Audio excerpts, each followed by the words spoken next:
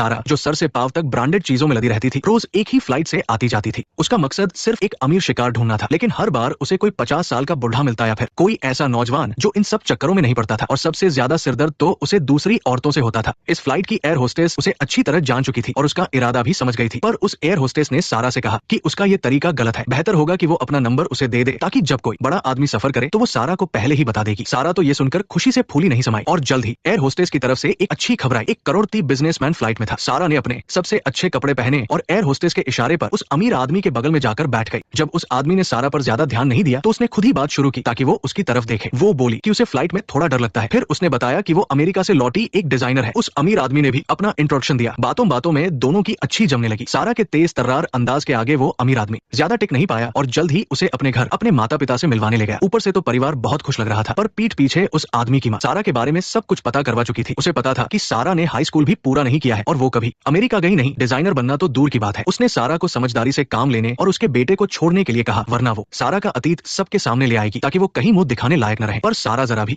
घबराई नहीं। अगले दिन रात में उस अमीर आदमी की मां की नींद दरवाजे की घंटी से खुली। उसका बेटा सारा का हाथ पकड़े खड़ा था और उसने अपनी मां को बताया कि दोनों ने शादी कर ली है। सारा के चेहरे पर जीत की मुस्कान थी। अब उसकी सास भी कुछ नहीं कह सकती थी। अमीर घर में शादी के बाद सारा ने एक एक करके एक बेटी और एक बेटे को जन्म दिया। अब उसका रोज का काम बस अपनी महंगी गाड़ी में बच्चों को स्कूल छोड़ना और लाना और दूसरी अमीर औरतों के साथ मिलकर चाय कॉफी पीना था। उसका ये घमंड वाला अंदाज देखकर बहुत से लोग उससे जलते थे। भला कौन सोच सकता था कि आज इतनी शान से जीने वाली ये औरत बचपन में एक झुग्गी में पैदा हुई एक बदसूरत लड़की थी। इतनी बदसूरत की उसकी माँ भी उसे देखकर मुंह बना लेती थी। अपनी शक्ल की वजह से उसे बहुत ताने सुनने पड़ते थे। यहाँ तक कि अपनी मेहनत से वो एक अच्छे स्कूल में दाखिला पाने में कामयाब रही, फिर भी उसके परिवार ने उसका साथ नहीं दिया। रोज के खर्चे के लिए पैसे भी उसे अपने पिता से मेहनत मजदूरी करके लेने पड़ते थे। लेकिन स्कूल पहुंचने से पहले ही पड़ोस के गुंडे उससे वो पैसे छीन लेते थे। वो बेचारी कुछ कर भी नहीं पाती थी और उसे भूखे पेट ही स्कूल जाना पड़ता था। शुक्र है कि उसकी एक सहेली थी जो उसका बहुत ख्याल रखती थी। वो रोज स्कूल के गेट पर उसका इंतजार करती थी ताकि दोनों साथ में स्कूल जा सके। एक दिन उसकी सहेली उसे अपने घर खेलने के लिए ले गई। वहां जाकर सारा को पता चला कि उसकी सहेली का परिवार बहुत अमीर है। उसका घर इतना बड़ा था कि वो हैरान रह गई। लेकिन उसकी सहेली की माँ ने जब सारा को फटे पुराने कपड़ों में देखा तो उसे बड़ी नफरत से देखा। सारा का सपना भी ऐसा ही एक आलीशान घर पाने का था। लेकिन उसकी सहेली की माँ ने उसका मजाक उड़ाते हुए कहा, तुम जैसी लड़की पूरी जिंदगी में भी ऐसा घर नहीं खरीद सकती, तो क्या तुम मेरी बेटी के करीब आकर अपने सपने पूरे करना चाहती हो? ये सुनकर सारा गुस्से से कांपने लगी और जोर से जवाब दिया, पर उस औरत की नजरों में ये बस एक मजाक था। अगले दिन उस सहेली की माँ ने ये बात टीचर को भी बता दी। उसने कहा कि सारा अमीर बनने के सपने पूरे करने के लिए उनके परिवार से चिपकना चाहती है। टीचर ने सारा को बुलाकर समझाया और कहा कि वो हकीकत को समझे। कितनी भी अच्छी पढ़ाई कर लो, ज्यादा से ज्यादा तुम मेरी तरह एक टीचर बन जाओगी और मामूली सी तनख्वाह पर गुजारा करोगी। इसलिए ऐसे बेकार के सपने देखना छोड़ दो। तब जाकर सारा को एहसास हुआ कि अच्छे नंबर लाने का कोई फायदा नहीं है, असली चीज तो पैसा है। उसने फौरन अपनी स्कूल यूनिफॉर्म उतारी और कूड़ेदान में फेंक दी। उसने कसम खाई कि वो आम लोगों की तरह रोज बसों में धक्के नहीं खाएगी। उसे महंगी गाड़ियां चलानी थी और सबसे ऊपर रहना था। और इसका पहला कदम था अपनी शक्ल बदलना। सर्जरी के लिए पैसे जमा करने के लिए वो रोज अमीर लोगों के घरों में सफाई का काम करने लगी। एक दिन जब वो सफाई करने गई तो उसने देखा कि मालिक के घर में हर तरफ खून ही खून था। वो फौरन समझ गई कि क्या हुआ है। वो वहां से जाना चाहती थी, लेकिन मालिक ने उसे पकड़ लिया। सारा जानती थी कि वो अब बच नहीं सकती, इसलिए उसने हिम्मत करके अपनी मजदूरी से 10 गुना ज्यादा पैसे मांगे। मालिक को भी उम्मीद नहीं थी कि वो ऐसी मांग करेगी। उसने न सिर्फ सारा को 10 गुना ज्यादा पैसे दिए, बल्कि उसके साथ एक लंबा सौदा भी कर लिया। अब हर बार ऐसे खूनी मंजर के बाद वो सारा को ही सफाई के लिए बुलाता था। सारा डर और घिन को दबाकर उस जगह को बिल्कुल साफ कर देती थी। इसी वजह से वो बहुत जल्दी पैसे जमा करने में कामयाब हो गई। एक सुबह वो चुपचाप वो सारे पैसे लेकर अस्पताल के लिए निकल पड़ी, लेकिन रास्ते में उसे फिर से वही पड़ोस का गुंडा मिल गया। वो पूरी तरह नशे में धुत था। उसके हाथ में एक छोटा चाकू भी था। सारा ने उससे बचकर निकलने की कोशिश की, लेकिन उस गुंडे ने उसका बैग छीन लिया। जब उसने बैग के अंदर पैसे देखे तो उसकी आंखें चमक उठी। उसने सारा को जमीन पर धक्का दे दिया। तभी सारा की नजर जमीन पर पड़े चाकू पर गई और उसे हिम्मत मिली। उसने चाकू उठाया और सीधा उस गुंडे की टांग में घूम दिया। इसके बाद उसने पैसे उठाए और तेजी से भागकर सर्जरी वाले अस्पताल पहुंची। वहां उसने सारे पैसे डॉक्टर की मेज पर पटक दिए। डॉक्टर ने फौरन उसकी सर्जरी की तैयारी शुरू कर दी और इस तरह सारा की जिंदगी पूरी तरह बदल गई। वो एक खूबसूरत लड़की बन गई थी। इसी खूबसूरती की वजह से उसकी मुलाकात उस अमीर आदमी से हुई और वो ऊंचे समाज का हिस्सा बन गई। लेकिन एक इंसान के आने से उसकी ये शानदार जिंदगी बिखरने वाली थी। वो इंसान और कोई नहीं बल्कि वही गुंडा था जिसकी टांग पर सारा ने चाकू मारा था। उधर एक आलीशान हवेली का मालिक अभी अभी मरा था और सारा उसे खरीदने के लिए बेचैन थी। अपने पति को पैसे देने के लिए मनाने के लिए उसने घर का पानी का पाइप ही तोड़ दिया। पानी को तेजी से बहता देख वो बहुत खुश हुई। घर से निकलने से पहले वो अपने पति की खरीदी हुई एक कीमती पेंटिंग को गिराना भी नहीं भूली। जब वो अपनी अमीर सहेलियों के साथ चाय पीकर और बच्चों को स्कूल से लेकर घर लौटी तो घर पूरी तरह पानी में डूबा हुआ था। इसके बाद भी उसने हैरान होने का नाटक किया और शक जताया कि शायद पाइपलाइन में कोई खराबी आ गई है। जब पति ने अपनी नई पेंटिंग को पानी में डूबा देखा तो उसका दिल टूट गया। इस घटना के बाद सारा ने सही मौका देखकर उस हवेली की तारीफ शुरू कर दी जिसके मालिक की अभी अभी मौत हुई थी। उसने कहा कि वो हवेली इलाके का सबसे बड़ा घर है और वहाँ की चीजें भी यकीनन बहुत अच्छी होंगी और सिर्फ वैसा ही घर उसके पति के रुतबे के लायक है। ये सुनने के बाद पति ने ठीक वैसा ही किया जैसा सारा चाहती थी। उसने वो हवेली खरीद खरीद ली। इसके बाद सारा को अमीर लोगों के बीच दिखावा करने की एक और वजह मिल गई। वो जहाँ भी जाती सब उसे ही देखते, यहाँ तक कि मैगजीन वाले भी उसे एक सेलिब्रिटी की तरह इंटरव्यू करने लगे और उसकी कहानी अखबार के पहले पन्ने पर छापी गई। और इसी मैगजीन की वजह से वो गुंडा एक बार फिर सारा के पीछे पड़ गया। नेक्स्ट पार्ट देखने के लिए वीडियो को लाइक करो।